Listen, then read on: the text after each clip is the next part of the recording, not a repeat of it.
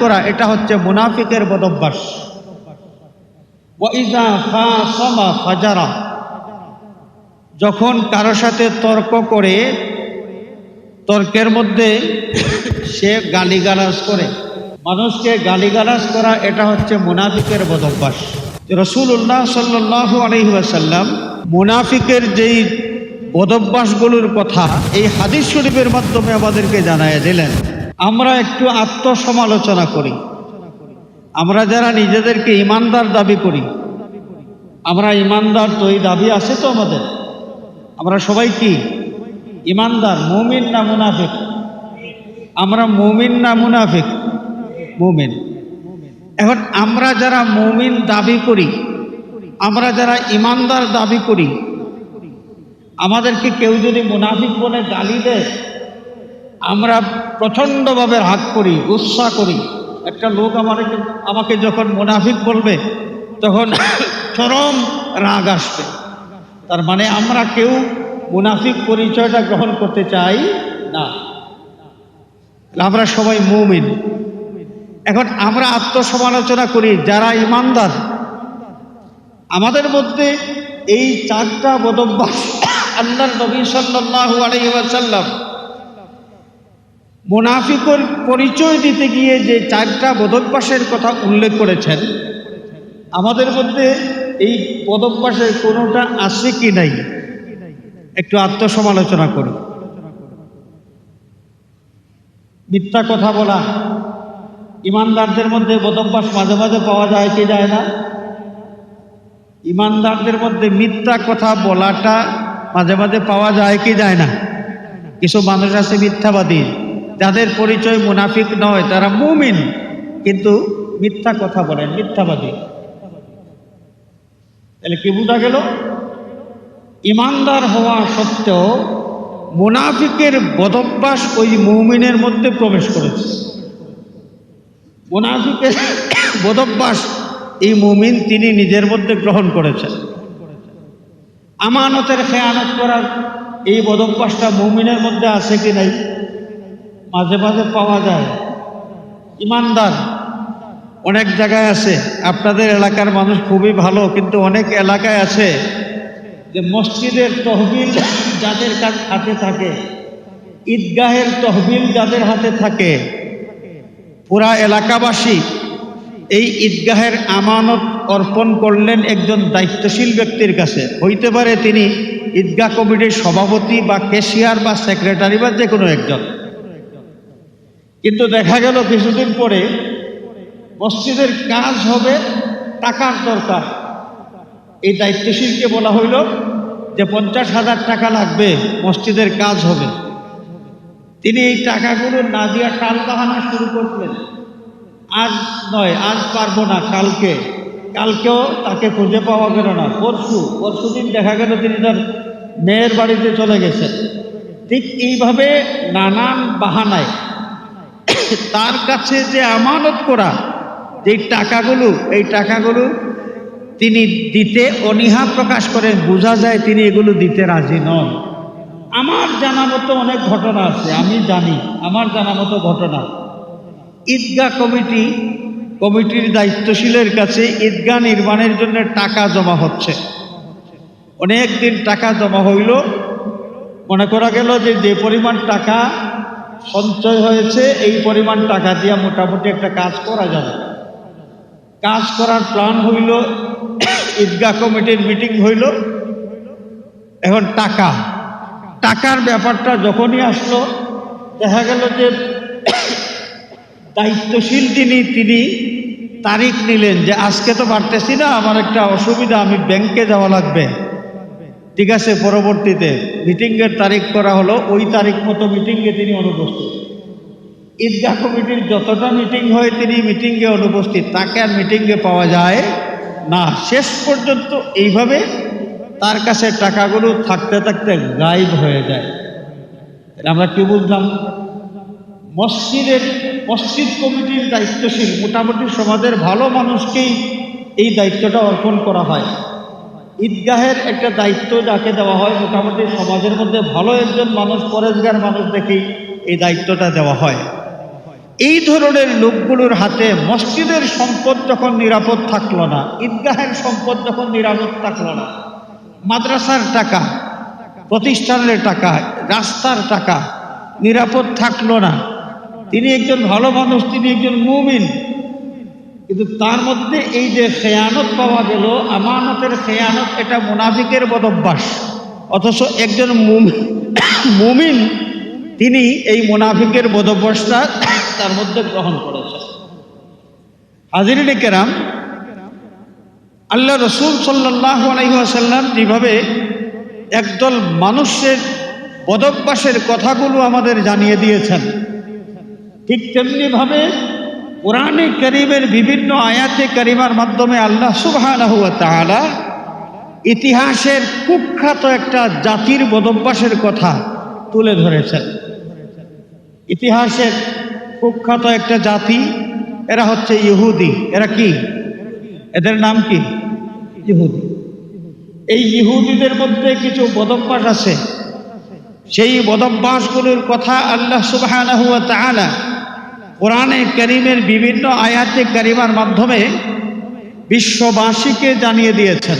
কিয়ামত পর্যন্ত যত মানুষ পৃথিবীতে আসবে, আল কোরআনুল কারীমের মাধ্যমে ইহুদি জাতির সেই বদ চরিত্রের কথা, তাদের বদভ্যাসের কথা সবাই জানতে পারবে। ইহুদি জাতির তাদের বদভ্যাসের কথা এক নজরে যদি আমরা বলি,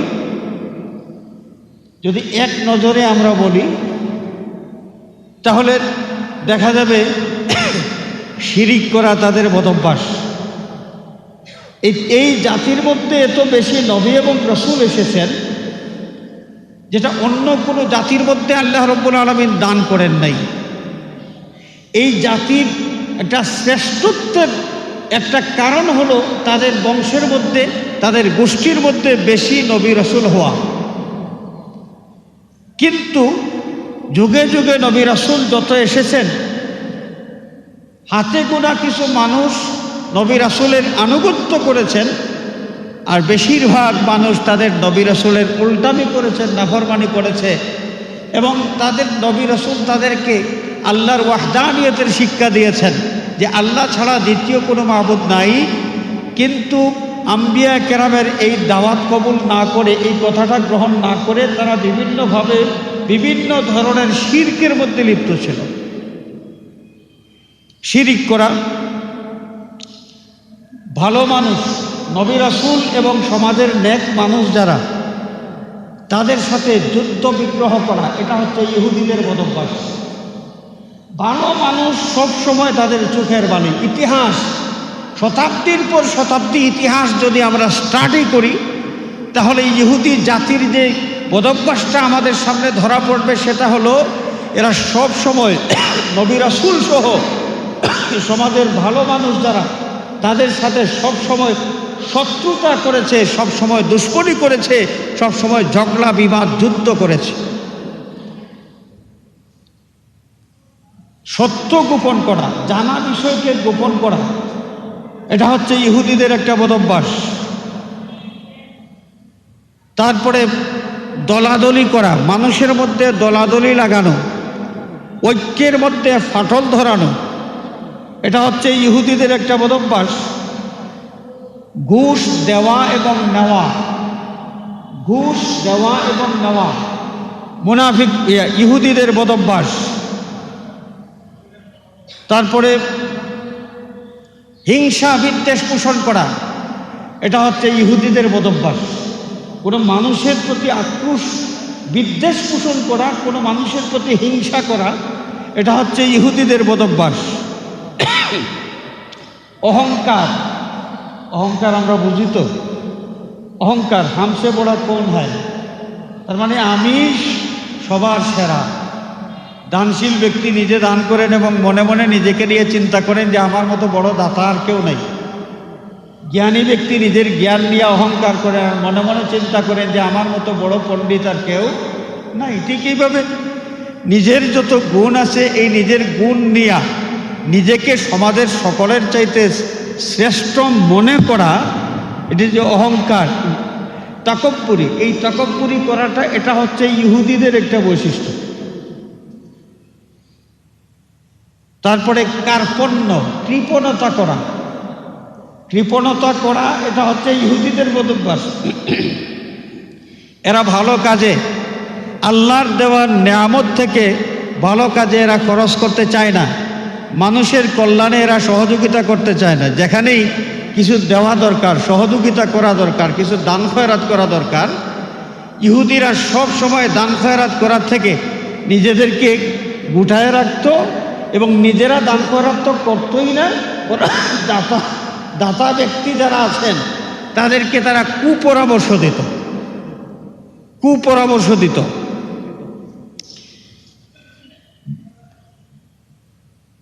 অবাধ্যচারিতা বা উল্টামি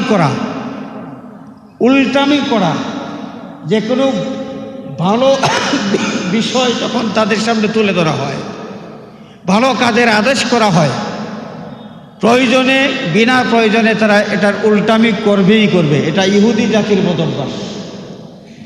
হাজিরিন কেরাম, আর অনেকগুলো বদভ্যাস তাদের মধ্যে আছে।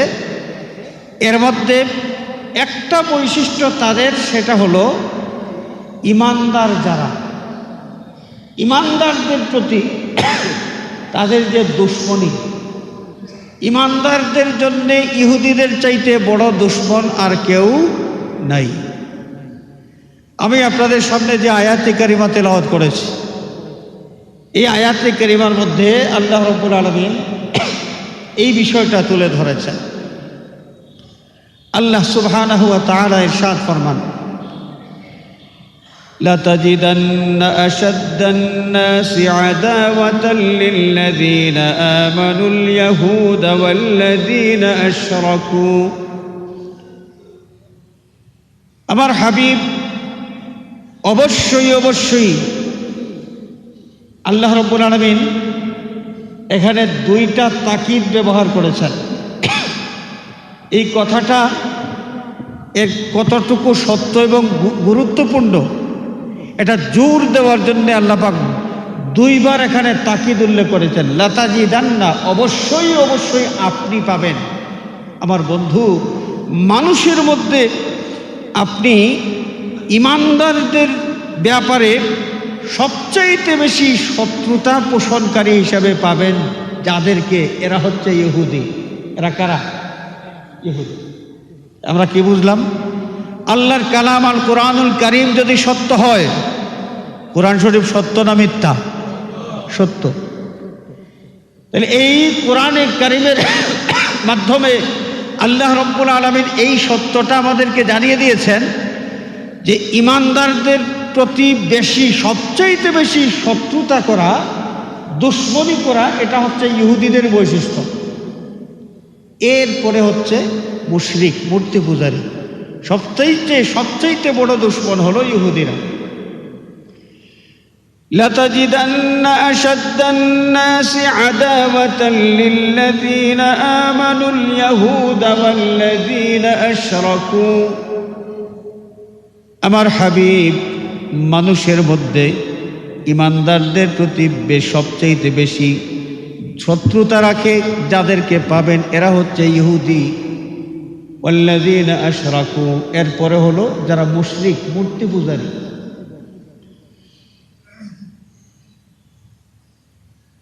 ওয়ালাতাজিদান্না আকরাবাহুম মাওয়াদ্দাতান লিল্লাযীনা আমানুল্লাযীনা ক্বালু ইন্না নাসারা।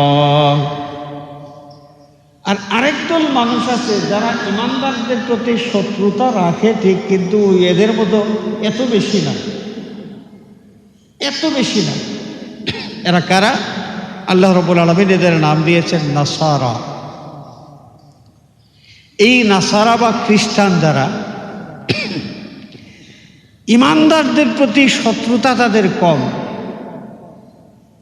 কেন? এবং কোরআনে কারীমের ওই আয়াতের দিকে যদি আমরা চাই, যে ওয়াইযা সামিউ মা উনজিলা ইলার রাসূলি তারা আ'য়ুনাহুম তাফিদু মিনাদ দাম'i মিম্মা আরাফু মিনাল হক।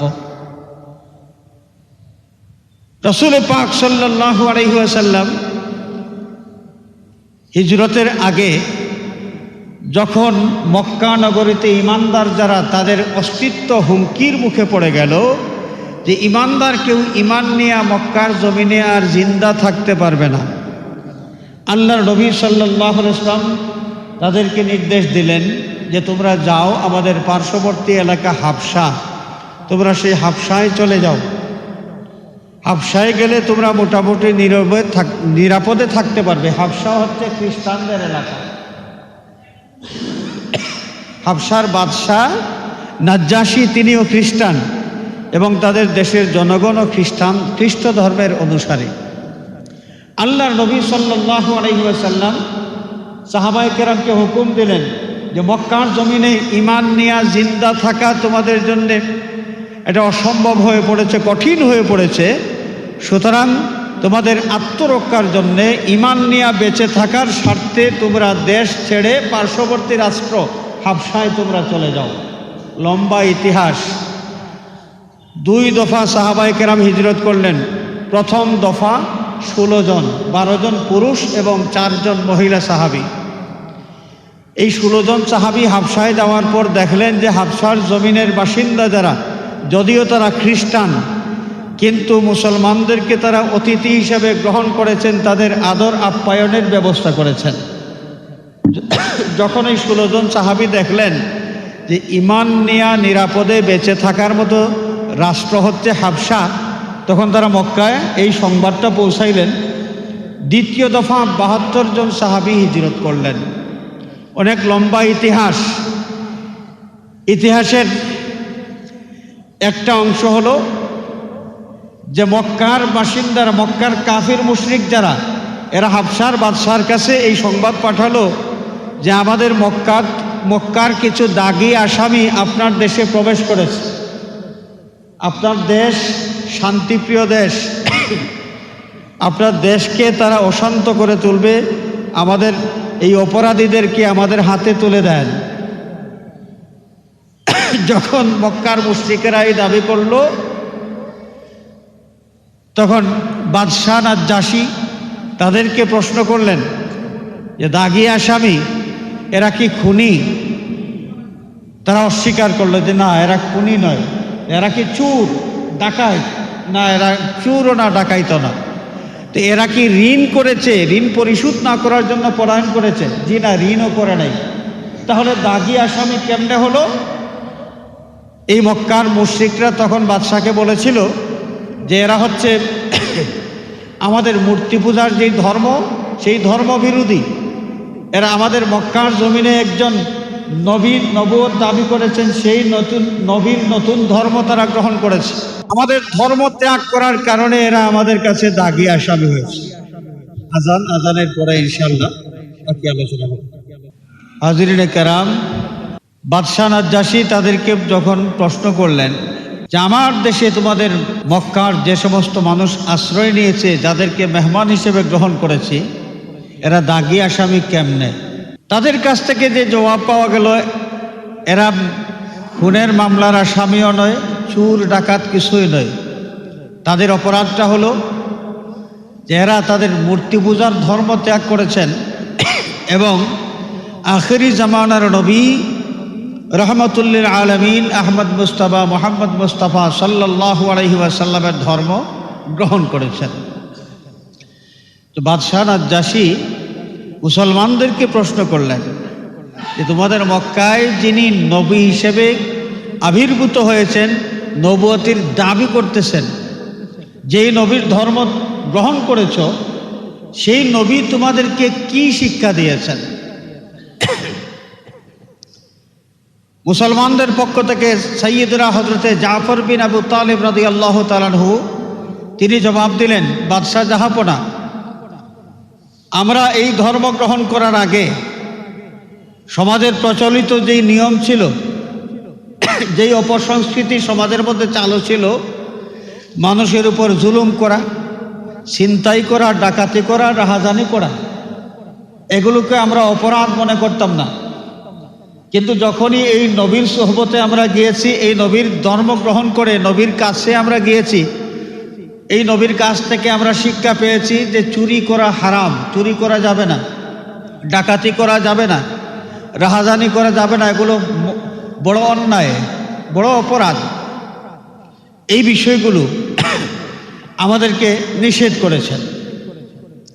আরও অনেক বিষয় যেগুলো আইয়ামে জাহিলিয়া সমাজের মধ্যে যেই অনৈতিক কার্যকলাপ ছিল এগুলোর কথা উল্লেখ করে জাফর বিন আবু তালিব রাদিয়াল্লাহু তাআলা আনহু তিনি বলেন যে এই নবীর কাছে যাওয়ার পরই আমরা বুঝতে পারলাম যে এই বিষয়গুলো অন্যায়, এই বিষয়গুলো অপরাধ, এবং এই বিষয় থেকে আমরা নিজেদেরকে আস্তে আস্তে গোটায় নিলাম। বাদশাহ নাজ্জাশী বলেন আমাদের নবী হযরতে ঈসা আলাইহিস সালাম তিনিও তো এই শিক্ষাই দিয়ে গেছেন যে চুরি করা অপরাধ, ডাকাতি করা অপরাধ, মানুষের উপর জুলুম করা অপরাধ। তাহলে আমাদের নবীর যে শিক্ষা আর তোমাদের নবীর যে শিক্ষা, এই শিক্ষার মধ্যে মিল পাওয়া যাচ্ছে। আমার বিশ্বাস যে যিনি নবুয়তি দাবি করতেছেন তিনি সত্যি সত্যি নবী। যেই নবীর নবুয়তের কথা আমাদের আসমানিক গ্রন্থ তাওরাত ইনজিল কিতাবের মধ্যে বর্ণিত হয়েছে। তো তোমাদের নবীর প্রতি কি আসমানি কিতাব নাজিল হয়? আমাদের নবীর প্রতি তো ইনজিল কিতাব নাজিল হয়েছিল। তোমাদের নবীর প্রতি কি আল্লাহর পক্ষ থেকে কোনো বাণী নাজিল হয়, ওহী নাজিল হয়? জাফর বিন আবু তালিব রাদিয়াল্লাহু তাআলা আনহু তিনি বললেন জি হ্যাঁ। বাদশাহ নাজ্জাশী বললেন যে ঠিক আছে, কিছু তিলাওয়াত করে শোনাও। জাফর বিন আবু তালিব রাদিয়াল্লাহু তাআলা আনহু কোরআনে কারীম থেকে তেলাওয়াত করা শুরু করলেন। যখনই কোরআনে কারীম থেকে তিনি তিলাওয়াত করা শুরু করেছেন তখন দেখা গেল বাদশাহ নাজ্জাশী তার অন্তরটা বিগলিত হয়ে গেছে, চক্ষু দিয়া পানি ঝরতেছে। উপস্থিত খ্রিস্টান মানুষ আরও যারা ছিল, হাবশার মানুষ সবাই তো খ্রিস্ট ধর্মের অনুসারী ছিল। কোরআনে কারীমের তেলাওয়াত শোনার পরে সকলের অন্তর বিগলিত হয়ে গেল এবং তাদের চক্ষু দিয়ে পানি ঝরতে শুরু হইল।